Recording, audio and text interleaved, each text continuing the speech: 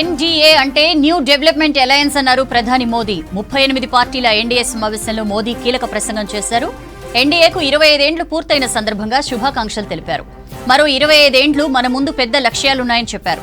NDA కూటమికి బాటలు వేసిందే అద్వానీ, వాజ్పేయి అన్నారు. ప్రజా వ్యతిరేక కూటములు ఎప్పుడూ మనుగడ సాగించలేవని విమర్శించారు. అభివృద్ధి చెందిన దేశంగా తయారు చేయడానికి నిరంతరం కృషి చేస్తున్నామన్నారు. దేశ భద్రతే ఎన్డీఏ ప్రథమ కర్తవ్యం అని చెప్పారు మోదీ.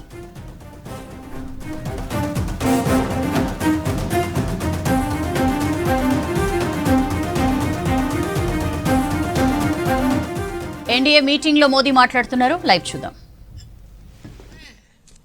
लेकिन बेंगलुरु में दोनों पार्टियों के नेता हाथ में हाथ डालकर मुस्कुरा रहे हैं.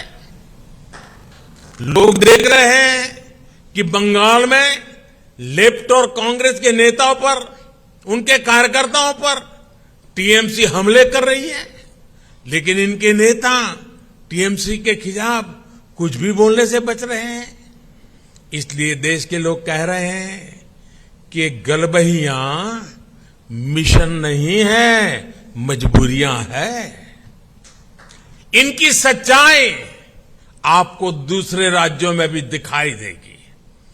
नेशनल कॉन्फ्रेंस के नेता और पीडीपी के नेता एक दूसरे को कैसी कैसी गालियां देते हैं. आरजेडी और जेडीयू के लोग कैसे कैसे शब्दों से एक दूसरे को नवाजते थे. देश की जनता ने यह सब करीब से देखा है और देख रही है. इसलिए इनकी नुरा कुश्ती हो या मजबूरी की दोस्ती, इसकी हकीकत 140 करोड़ देशवासियों के सामने आ चुकी है. साथियों, अपने राजनीतिक स्वार्थ के लिए ये लोग पास पास तो आ सकते हैं, लेकिन साथ नहीं आ सकते. इन्हें अपने कार्यकर्ताओं की भी परवाह नहीं है. ये अपने कार्यकर्ताओं से उम्मीद करते हैं कि जीवन भर जिसका विरोध किया उसका अचानक सत्कार करने लगे. अब ऐसे में इन दलों का कार्यकर्ता खुद भ्रमित है कि करे तो क्या करे. मैं तो आज ये भी कहूंगा कि जो लोग आज मोदी को कोसने के लिए इतना समय लगा रहे हैं, अच्छा होता वो देश के लिए सोचने में, गरीब के लिए सोचने में अपना समय लगाते. हम उनके लिए सिर्फ प्रार्थना ही कर सकते हैं. साथियों, 24 का चुनाव बहुत दूर नहीं है. देश के लोग मन बना चुके हैं कि तीसरी बार फिर एनडीए को ही अवसर देना है.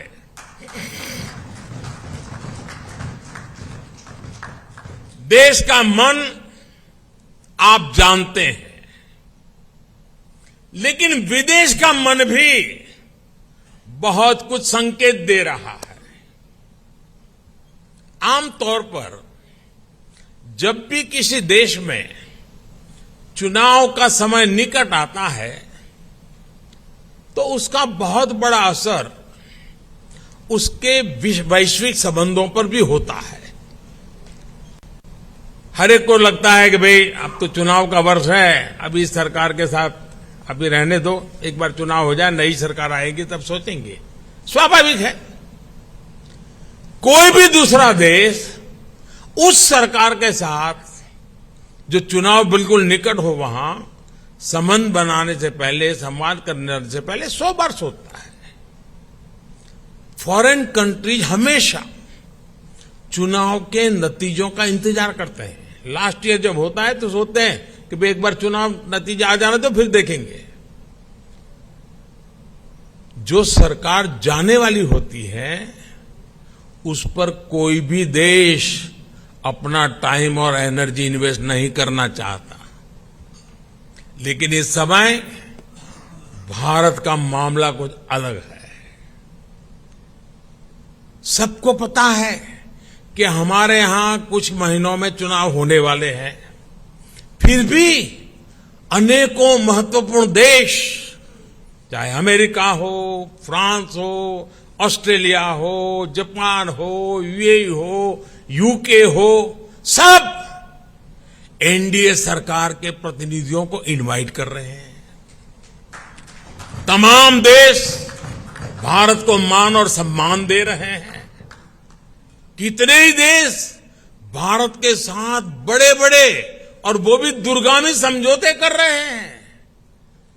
ऐसा इसलिए क्योंकि वो भी जानते हैं कि भारत के लोगों का भरोसा एनडीए पर है। यानी भारत में जनमत किसके साथ है, ये दुनिया के देशों को भी पता है। साथियों, एनडीए का विस्तार सिर्फ संख्या या भौगोलिक विस्तार का नहीं है। ये भारत एनडीए का जो विस्तार है, ये हमारे प्रति विश्वास का दायरा भी बढ़ा रहा है। जनता एनडीए की हिस्ट्री और केमिस्ट्री दोनों को देख रही है। तभी तो हमारा गणित भी बड़ी आसानी से जुड़ता है। आप देखिए, 2014 में एनडीए को देश ने लगभग 38% वोट दिए थे 2014 में, लेकिन 2019 में हमारे देश सेवा भाव को देखते हुए देश ने हमें 45% वोट दिए। और आपको जानकर के खुशी होगी, इनमें 225 से अधिक सीटें ऐसी थी जो हम जीत करके आए, 225 से अधिक सीटें जहां 50% से अधिक वोट शेयर एनडीए को मिला है। एनडीए का हर सहयोगी जो मेहनत कर रहा है, उससे तय है कि 24 में एनडीए का वोट शेयर 50% से भी ऊपर जाएगा। ఆవర్తన ప్రభావంతో రాష్ట్ర వ్యాప్తంగా వర్షాలు పడుతున్నాయి. వచ్చే 3 రోజులు కూడా భారీ వర్షాలు ఉంటాయని అలర్ట్ ఇచ్చింది వాతావరణ శాఖ.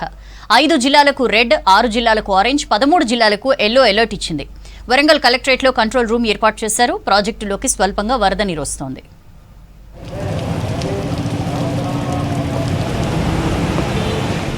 రాష్ట్రానికి భారీ వర్ష సూచన చేసింది వాతావరణ శాఖ. బంగాళాఖాతంలో ఏర్పడిన ఆవర్తన ప్రభావంతో తెలంగాణకు 3 రోజులు రెయిన్ అలర్ట్ ఇచ్చింది.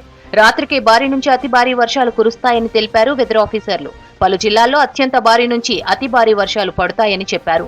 ఈ సీజన్లో రాష్ట్రంలోని అన్ని జిల్లాల్లో భారీ వర్షాలు పడతాయన్నారు. రానున్న 3-4 రోజుల వరకు కూడా తెలంగాణలో విస్తారంగా వర్షాలు కురిసే అవకాశాలు ఉంది. ఈ రోజు చూసుకుంటే ఈ ఈస్ట్ వెస్ట్ విండ్ షోర్ జోన్ యొక్క ప్రభావం వల్ల అనేక చోట్ల తేలికపాటి నుంచి మోస్తారు వర్షాలు, కొన్ని చోట్ల భారీ వర్షాలు, 1-2 చోట్ల అత్యంత భారీ వర్షాలు కూడా నమోదయ్యే అవకాశాలు ఉన్నాయి.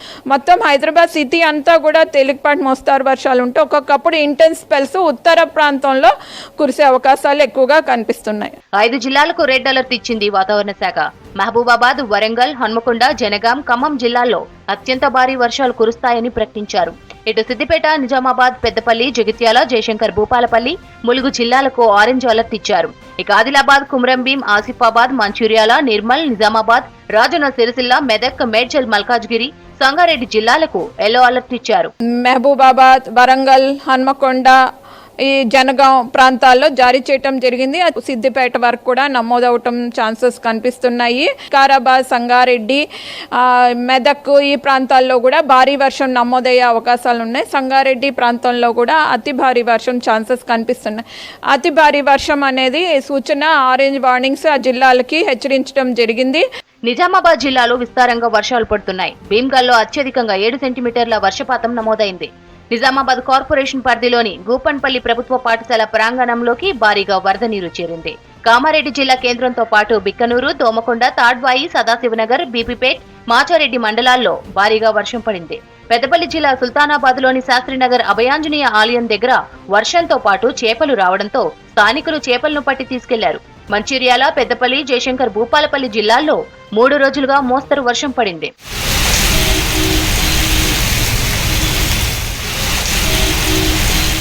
ఎడతెరిపి లేకుండా కురుస్తున్న వర్షాలతో వరంగల్ కలెక్టరేట్ లో కంట్రోల్ రూమ్ ఏర్పాటు చేశారు. వాగులు, చెరువులతో ఎలాంటి ప్రమాదాలు జరగకుండా జాగ్రత్త చర్యలు తీసుకోవాలని అధికారులను ఆదేశించారు కలెక్టర్ ప్రావీణ్య. జిల్లాల్లోని గ్రామస్థాయి సిబ్బంది నుంచి అధికారుల వరకు ప్రజలకు అందుబాటులో ఉండాలని చెప్పారు. గ్రేటర్ వరంగల్ మున్సిపల్ ఆఫీసులో కూడా కంట్రోల్ రూమ్ ఏర్పాటు చేశారు అధికారులు. 24 గంటలు సేవలు అందించేలా 3 షిఫ్టుల్లో సిబ్బందిని నియమించారు.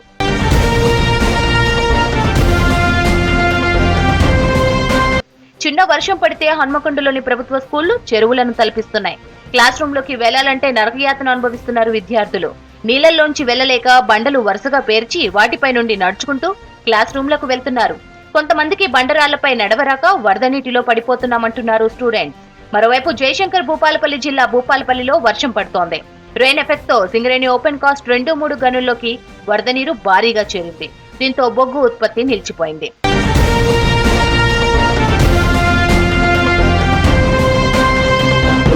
మరోవైపు రాష్ట్ర వ్యాప్తంగా కురుస్తున్న వర్షాలకు ప్రాజెక్టుల్లోకి భారీగా వరద నీరు చేరుతోంది. నిర్మల్ జిల్లా కడెం, నిజామాబాద్ జిల్లా శ్రీరామ్ సాగర్, కుమ్రంభీం, సింగూర్, తాలిపేరు ప్రాజెక్టుల్లోకి వరద నీరు వస్తోంది. దీంతో ప్రాజెక్టుల్లో నీటి మట్టం పెరుగుతోంది. ఇక భద్రాద్రి కొత్తగూడెం జిల్లా తాలిపేరు ప్రాజెక్టుకు భారీగా వరద వచ్చి చేరుతుండటంతో 15 గేట్లను ఎత్తి 9,493 క్యూసెక్కుల నీటిని గోదావరి నదిలోకి విడుదల చేశారు అధికారులు.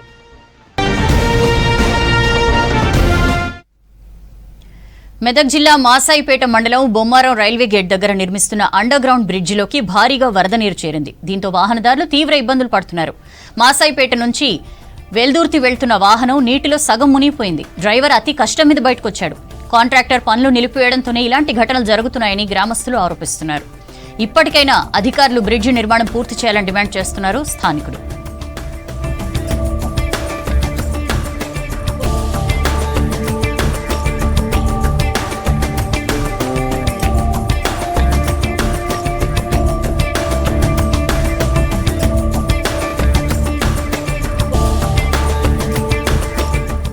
విపక్షాల కూటమికి Indian national development inclusive alliance గా పేరు ఖరారు చేశారు నేతలు. దీనికి 26 పార్టీలు ఏకగ్రీవంగా ఆమోదం తెలిపాయని చెప్పారు.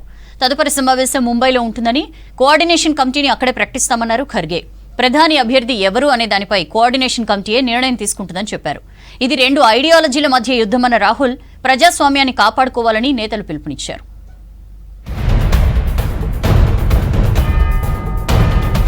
విపక్షాల కూటమికి Indian national development inclusive alliance గా పేరు ఖరారు చేసినట్లు ప్రకటించారు కాంగ్రెస్ అధ్యక్షులు మల్లికార్జున ఖర్గే. ఇండియా పేరును అన్ని పార్టీలు ఏకగ్రీవంగా ఆమోదించాయని చెప్పారు. బెంగళూరులో 2 రోజుల పాటు జరిగిన సమావేశంలో పలు కీలక నిర్ణయాలు తీసుకున్నారు. ఇండియా కూటమి కోఆర్డినేట్ చేసేందుకు 11 మందితో కమిటీ వేస్తున్నట్లు చెప్పారు. ఈ కమిటీ ప్రధాని అభ్యర్థిని నిర్ణయిస్తుందన్నారు. మళ్లీ సమావేశం ముంబైలో ఉంటుందన్నారు Kharge.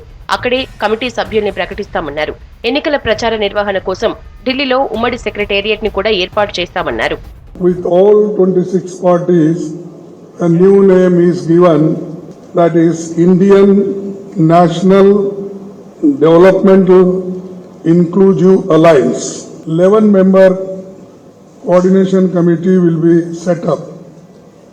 That we will decide shortly, and we are going to meet again in Maharashtra. బీజేపీపై తీవ్ర స్థాయిలో విమర్శలు చేశారు ఖర్గే. దేశ ప్రజల ప్రయోజనాల కోసం ప్రజాస్వామ్యాన్ని, రాజ్యాంగాన్ని రక్షించడానికి బెంగళూరు సమావేశం చాలా ముఖ్యమైందన్నారు ఖర్గే. ఎన్డీఏ కూటమిలో ఈసీ దగ్గర రిజిస్టర్ అయిన పార్టీలు ఎన్నని ప్రశ్నించారు. బీజేపీ ప్రభుత్వం ప్రజాస్వామ్యాన్ని నాశనం చేస్తోందన్నారు. How to save the country and people of this country, that is the issue before us, and that our leaders have shown.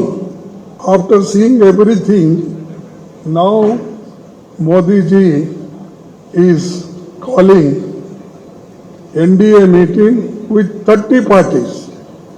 I don't know where 30 parties are there, whether they are registered parties in election commission. BJP విధానాలకు వ్యతిరేకంగా పోరాటం చేయాల్సిన అవసరం ఉందన్నారు senior నేత రాహుల్ గాంధీ. విపక్షాల పోరాటాన్ని బీజేపీకి వ్యతిరేకంగా భావించొద్దని, దేశ ప్రజల గొంతుక అణచివేతపై పోరాటంగా భావించాలని అన్నారు రాహుల్. దేశ భావజాల పరిరక్షణ కోసం ప్రతిపక్షాలన్నీ పోరాటం చేస్తున్నాయని చెప్పారు. लड़ाई एनडीए और इंडिया के बीच में है, उनकी विचारधारा और इंडिया के बीच में है. हमने निर्णय लिया है, सबने निर्णय लिया है कि अब हम एक एक्शन प्लान तैयार करेंगे जहां हम एक साथ मिलकर देश में हमारी विचारधारा के बारे में और जो हम देश के लिए करने जा रहे हैं उसके बारे में बोलेंगे। కేంద్రంలోని బీజేపీ సర్కార్ పని ప్రభుత్వాన్ని కొనటం అమ్మటమే అన్నారు మమతా బెనర్జీ. భారత్ గెలుస్తుంది, బీజేపీ ఓడిపోతుంది అని చెప్పారు. దేశ ప్రజల జీవితాలు ప్రమాదంలో పడ్డాయన్న మమత విపత్తు నుంచి దేశాన్ని కాపాడుకుంటామన్నారు. NDA can you challenge India? Bhajpa can you challenge India? The other people can you challenge India? We love our motherland. We are the patriotic people of this country. We are for youth, we are for students, we are for farmers, we are for Kishans, we are for Dalits, we are for good economy, we are for the country, we are for the world. దేశాన్ని రక్షించేందుకు అందరం కలిసికట్టుగా పోరాడుతున్నామని తెలిపారు ఉద్ధవ్ ఠాక్రే. దేశం మన కుటుంబమని, కుటుంబాన్ని కాపాడుకునేందుకు ఉమ్మడిగా పోరాడుతున్నామని అన్నారు. 9 ఏళ్ల బీజేపీ పాలనలో అన్ని రంగాలు ధ్వంసమయ్యాయన్నారు కేజ్రీవాల్. బీజేపీ సర్కార్ వల్ల యువత, రైతులు, వ్యాపారులందరూ బాధపడుతున్నారని చెప్పారు. యువతకు ఉపాధి, ప్రజలకు ధైర్యం అందించాల్సిన అవసరం ఉందన్నారు. कुछ लोगों को ऐसे लग रहा है कि परिवार के लिए लड़ाई लड़ रहे हैं. हाँ, देश हमारा परिवार है और इस परिवार के लिए हम लड़ रहे हैं. देश ही हमारा परिवार है, तो इस परिवार को हमें बचाना है.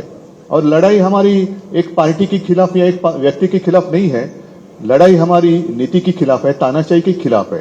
जिस तरह से पूरे देश के अंदर नफरत फैलाई जा रही है उससे बचाना है और दूसरी तरफ एक नए भारत का सपना लेके हम सब लोग इकट्ठे हुए हैं जिसमें हर युवा को रोजगार मिलना चाहिए, हर गरीब बच्चे को अच्छी शिक्षा मिलनी चाहिए, हर बीमार आदमी को अच्छा इलाज मिलना चाहिए. ये सपना लेके हम सब लोग इकट्ठे हुए हैं जहाँ पे ऐसा भारत होगा जहाँ सब सुख शांति होगी, प्यार मोहब्बत होगी और देश तरक्की करेगा.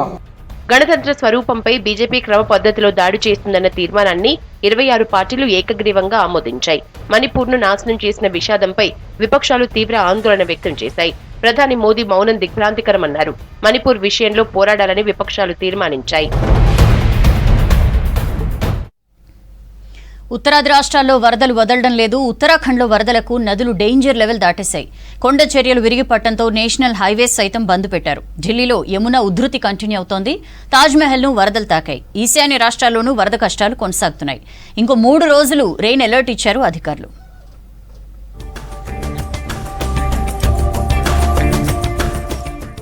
ఉత్తర భారతంలో భారీ వర్షాలు కంటిన్యూ అవుతున్నాయి. ఉత్తరాఖండ్ గంగోత్రి యమునోత్రి నేషనల్ హైవేపై కొండ చర్యలు విరిగిపడ్డాయి. దీంతో జాతీయ రహదారి మూతపడింది. మనేరి, హెల్గుగాడ్, సయాంజ్ ప్రాంతాల్లో పరిస్థితి ప్రమాదకరంగా ఉంది. ముఖ్యమంత్రి పుష్కర్ సింగ్ ధామి అధికారులతో సమావేశం నిర్వహించి పరిస్థితిని సమీక్షించారు. రాష్ట్రంలో వర్షాలు కొనసాగుతాయని వాతావరణ శాఖ పేర్కొంది. లోతట్టు ప్రాంతాల్లో వరద ముప్పు పొంచి ఉందని హెచ్చరించింది.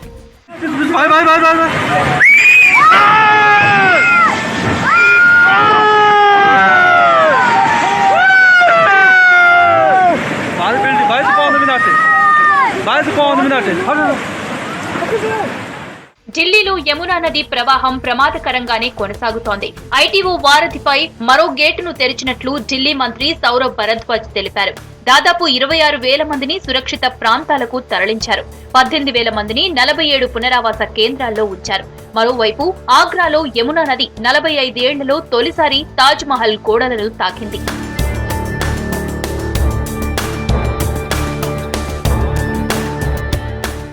ముంబైలో వాతావరణ శాఖ యెల్లో అలర్ట్ జారీ చేసింది. నిన్న ఒక్కరోజే 10 సెంటీమీటర్లకు పైగా వర్షపాతం నమోదైంది. పాల్ఘర్ జిల్లాలో అతి భారీ వర్షాలు పడే ప్రమాదం ఉందని వాతావరణ శాఖ ఆరెంజ్ అలర్ట్ ఇచ్చింది.